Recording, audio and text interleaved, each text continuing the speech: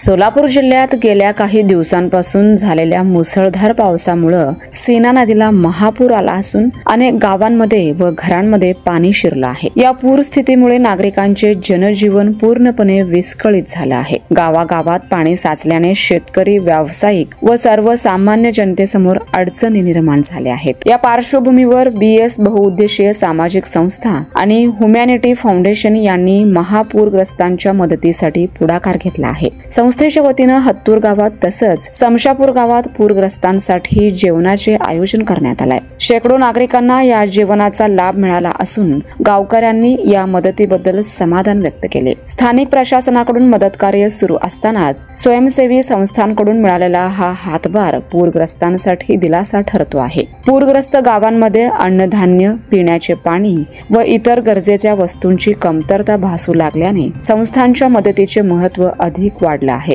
गावकऱ्यांनी सांगितलं की अशा कठीण परिस्थितीत समाजातील विविध संस्था व संघटना जर एकत्र आल्या तर महापुरासारख्या संकटावर मात करणं सोपं होईल। BS बहुउद्देशीय सामाजिक संस्था आणि ह्युमॅनिटी फाउंडेशनने दाखवलेले हे सामाजिक उत्तरदायित्व कौतुकास्पद असल्याचं मत नागरिकांनी व्यक्त केले।